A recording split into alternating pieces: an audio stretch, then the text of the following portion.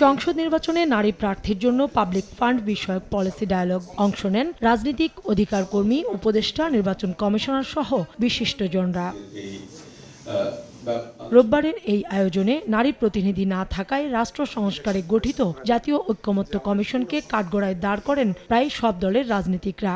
অভ্যুত্থানে যেখানে নারীরা সামনে থেকে ছিল ওখানে আমরা তাদের রিপ্রেজেন্টেশন রাইটস এনশিওর করার কোনো মেকানিজম রাখি না। আমরা যখন তর্ক বিতর্ক করছি, যেখানে আমি বলবো ঐকমত্য কমিশন সম্পূর্ণভাবে ব্যর্থ হয়েছে, কারণ তারা এটা কোনো সমাধান দিতে পারে নাই। পুরুষদের ক্লাব যদি বলা যায় তো সেটা হয়তো বালক না বলে আরেকটু সাবালকদের ক্লাব দলগুলো এরকম দাঁড়িয়েছে। পার্লামেন্টে একই চেহারা। আলোচকরা বলেন, নির্বাচনে নারীর অংশগ্রহণ কম হওয়ার জন্য সব দলই দায়ী। উত্তরণে দরকার বেশি বেশি মনোনয়ন। আমাদের বিভিন্ন সংস্কার কমিশন বলেন, ঐকমত্য কমিশন বলেন, সব জায়গাতেই কাজে এই অভিযোগ থেকে কেউ মুক্ত না। শুরু হতে হবে রাজনৈতিক দলের নমিনেশন প্রক্রিয়া থেকে।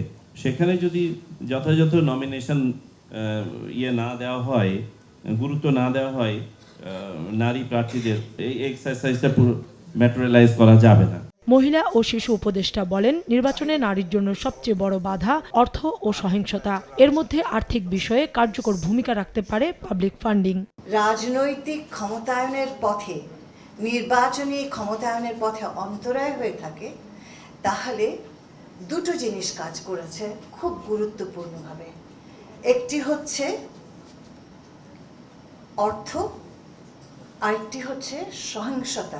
রাজনৈতিক দলগুলোকে পাবলিক ফান্ডিং দেওয়ার আওতায় আনা যায় কিনা। রাজনীতিতে নারীর অংশগ্রহণ বাড়াতে দলগুলোর মানসিকতা পরিবর্তনের পাশাপাশি সামাজিক প্রতিরোধ গড়ে তোলার আহ্বান জানান বক্তারা।